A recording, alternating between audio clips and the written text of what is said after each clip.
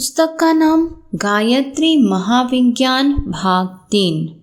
लेखक पंडित श्रीराम शर्मा आचार्य जी। प्राणमय कोश की साधना ऑडियो 9।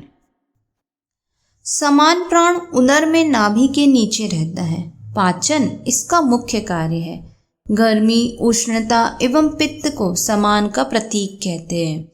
शरीर में चंचलता, स्फूर्ति, उत्साह, छरहरापन एवं चमक इसी के कारण होती है। त्वचा की चिकनाई, कोमलता, चमक में कृकल प्राण का अस्तित्व परिलक्षित होता है।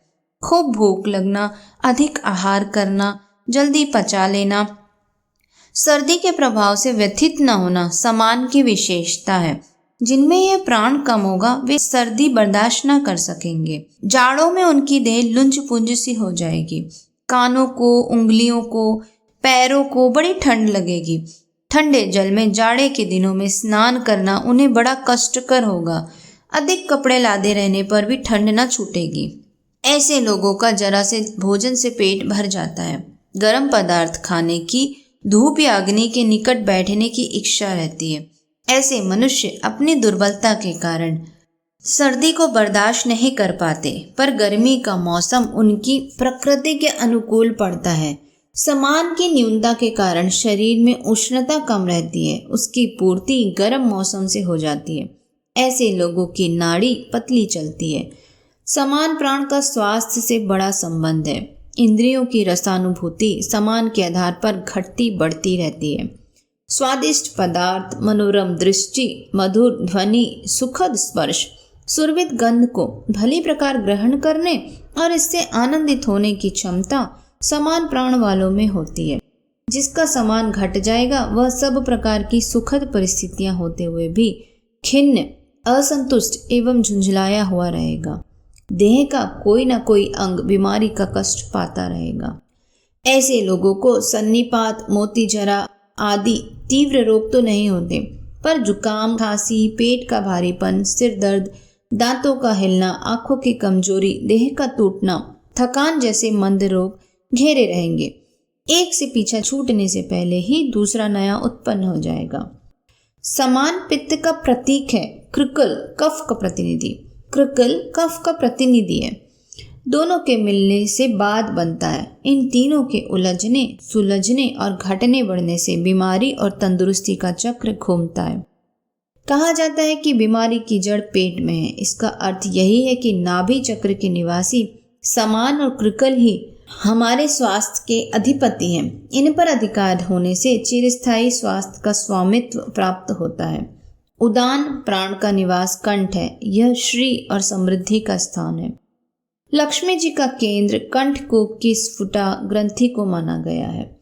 लक्ष्मी जी की पूजा एवं स्फुटा के उत्तेजन से निर्मित कंठ में स्वर्णाभूषण धारण किए जाते हैं। स्फुटों पर धातुओं और रत्नों का जो प्रभाव पड़ता है उसे जानने वाले गले में रत्न, कवच, आभूषण एवं मालाएं बनाकर कंठ में धारण करते हैं और उनके सूक्ष्म परिणामों से लाभान्वित होते हैं। उदान के परिपूर्ण होने से मनुष्य को वे योग्यताएं, सामर्थ्य, शक्तियां, विशेषताएं एवं चतुरताएं प्राप्त होती हैं, जिनके कारण सांसारिक आवश्यकता की वस्तुएं प्रचुर मात्रा में उपलब्ध होती रहती हैं। तृष्णाओं का तो अंत नहीं, उन्हें तो कुबेर भी पूरी नहीं कर सकता, पर जीवनोपयोगी कोई वस्तु ऐसी नहीं जिसे उदान प्राण की सामर्थ्य से प्राप्त न किया जा सकता हो। जिनकी स्फुटा ग्रंथि जागृत है वे कभी भी अभावग्रस्त नहीं रह सकते। उनकी हर उचित आवश्यकता समय पर पूरी हो जाती है। देवदत्त सूक्ष्म प्राण आध्यात्मिकता और संपदाओं का स्वामी है। अष्ट सिद्धियां, नवनिधियां देवदत्त से संबंधित है। शाप, वरदान, दूर श्रवण, अणिमा, महिमा, गहिमा आदि चमत्कारों का केंद्र यही है। अमीर, संपन्न, बड़े आदमी, व्यापारी, धनी, लक्ष्मीपति बनना, जैसे घर में जन्म पाना, वैसी आकस्मिक सहायताएं प्राप्त होना, वैसे अवसर, सुझाव या मित्र मिल जाना उदान प्राण के शक्तिशाली होने पर निर्भर है। जब यह प्राण निर्बल हो जाता है तो लक्ष्मी विदा होते देर नहीं लगती। ऐसे गलत कदम उठ जाते हैं, ऐसी परिस्थितियां उत्पन्न हो जाती है जिनके कारण घाटे पर घाटा होने लगता है, चोट पर चोट लगती है और मनुष्य कुछ ही दिनों में निर्धन एवं दीनहीन बन जाता है। जब तक स्फुटा जागृत रहती है तब तक बड़ी बड़ी हानि होने पर भी स्थायी रूप से दरिद्रता नहीं आ सकती। कारण यह है कि स्फुटा में उदान प्राण के संपर्क से एक ऐसी चैतन्य स्फुरना उत्पन्न होती है जो अदृश्य लोक में छिपे हुए भविष्य का परिचय पाती रहती है। उसे अज्ञात रूप से अनायास ही ऐसा आभास होता रहता है कि यह करना ठीक है और यह करना अनिष्टकारक होगा। एक अज्ञात शक्ति उसका पथ प्रदर्शन करती सी मालूम होती है। वह खतरों से बचाती है, आगे बढ़ने का मार्ग बताती है और कठिन परिस्थितियों में सहारा देती है, जिससे कि डूबता हुआ बेड़ा पार हो जाता है। उदान द्वारा चैतन्य स्फुटा को शरीर वासिनी लक्ष्मी कहा जाता है, जिसका कंठकूप का देवदत्त प्रबुद्ध होता है। ऐसा पुरुष महाचमत्कारी परम सिद्ध पुरुष बन जाता है। वह चाहे तो प्राण बल से अद्भुत उथल पुथल उत्पन्न कर सकता है। व्यान का स्थान मस्तिष्क का मध्य भाग है। यह 4 अन्य प्राणों का नियंत्रण करता है। दोनों कानों के बीच एक रेखा खींची जाए और दूसरी रेखा भ्रू मध्य भाग से लेकर सिर के पीछे तक खींची जाए तो दोनों जहां मिलेगी वह स्थान त्रिकुटी कहा जाएगा। यही ध्यान का स्थान माना जाता है। इसका सहायक धनंजय है। व्यान को कृष्ण, धनंजय को अर्जुन कहते हैं। इसी त्रिकुटी में युद्ध स्थली के मध्य भाग में कृष्णार्जुन संवाद रूपी गीता का आविर्भाव होता है। मध्य मस्तक में शतदल कमल में अवस्थित जिस अमृत कलश का योग शास्त्रों में वर्णन है उसे व्यान और धनंजय का प्रसाद ही समझना चाहिए। व्यान के प्रबुद्ध होने से ऋतंभरा प्रज्ञा मिलती है। ऋतंभरा प्रज्ञा उस उच्च विचारधारा को कहते हैं जो जीव को आत्म कल्याण की ओर ले जाती है। सत्कर्म, शुभ संकल्प, सद्वृत्ति आदि दैवी गुण, कर्म, स्वभावों का प्रकाश व्यान द्वारा ही होता है। आत्म साक्षात्कार, ईश्वर दर्शन, ब्रह्म प्राप्ति, दिव्य दृष्टि एवं समाधि का केंद्र व्यान है। व्यान को गरुड़ कहा गया है। भगवान का वाहन गरुड़ है। जिसका व्यान जागृत हो गया उसके मानस में परमात्मा का प्रत्यक्ष विकास परिलक्षित होने लगता है। मस्तिष्क में अनेक शक्तियां हैं जिनके कारण मनुष्य अपनी सर्वोपरि प्रधानता सिद्ध करता है।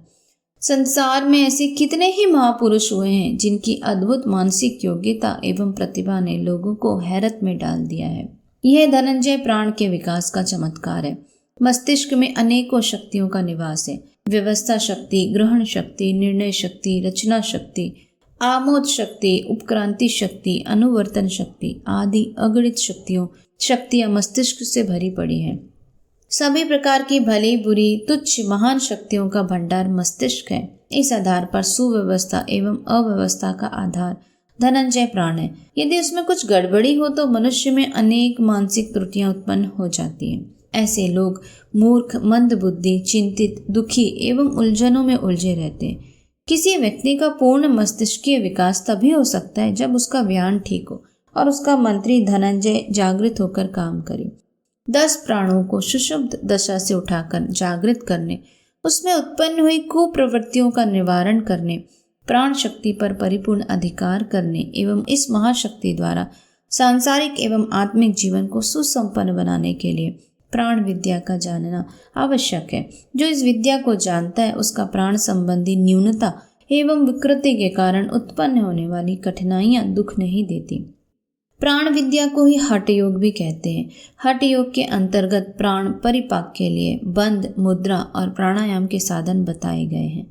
3 बंध और 9 प्राणायामों का वर्णन नीचे दिया जाता है। 3 बंध। मूल बंध। प्राणायाम करते समय गुदा के छिद्रों को सिकोड़कर ऊपर की ओर खींचे रखना मूल बंध कहलाता है। गुदा को संकुचित करने से अपान स्थिर रहता है। वीर्य का अधः प्रभाव रुककर स्थिरता आती है। प्राण की अधोगति रुककर ऊर्ध्वगति होती है। मूलाधार स्थित कुंडलिनी में मूल बंध से चैतन्यता उत्पन्न होती है। आंतें बलवान होती है। मलावरोध नहीं होता। रक्त संचार की गति ठीक रहती है। अपान और कुर्म दोनों पर ही मूल बंध का प्रभाव पड़ता है। वे जिन तंतुओं में बिखरे हुए फैले रहते उनका संकुचन होने से यह बिखरापन एक केंद्र में एकत्रित होने लगता है। जालंधर बंध। मस्तक को झुकाकर डोरी को कंठ में पसलियों के जोड़ पर जो गड्ढा है उसे कंठकूप कहते हैं में लगाने को जालंधर बंध कहते हैं। जालंधर बंध से श्वास प्रश्वास क्रिया पर अधिकार होता है। ज्ञान तंतु बलवान होते हैं। हठ योग में बताया गया है कि इस बंध का 16 स्थान की नाड़ियों पर प्रभाव पड़ता है। पादांगुष्ठ, गुल्फ, घुटने, जंघा, सीवनी, लिंग, नाभि, हृदय, ग्रीवा, कंठ, लंबिका, नासिका, भ्रू, कपाल, मूर्धा और ब्रह्मरंध्र, यह 16 स्थान जालंधर बंध के प्रभाव क्षेत्र है। विशुद्धि चक्र के जागरण में जालंधर बंध से बड़ी सहायता मिलती है। उड्डयन बंध, पेट में स्थित आंतों को पीठ की ओर खींचने की क्रिया को उड्डयन बंध कहते हैं। पेट को ऊपर की ओर जितना खींचा जा सके उतना खींचकर उसे पीछे की ओर पीठ में चिपका देने का प्रयत्न इस बंध में किया जाता है। इसे मृत्यु पर विजय प्राप्त करने वाला कहा गया है। जीवनी शक्ति को बढ़ाकर दीर्घायु तक जीवन स्थिर रखने का लाभ उड्डयन से मिलता है। आंतों की निष्क्रियता दूर होती है। अन्न, पुच्छ, जलोदर, पांडु, यकृत वृद्धि, बहुमूत्र, सरीखे, उदर तथा मूत्राशय के रोगों में इस बंध में बड़ा लाभ होता है। नाभि स्थित समान और कृकल प्राणों में स्थिरता तथा वात, पित्त, कफ की शुद्धि होती है। सुषुम्ना नाड़ी का द्वार खुलता है और स्वादिष्ठान चक्र में चेतना आने से वह स्वल्प श्रम से ही जागृत होने योग्य हो जाता है।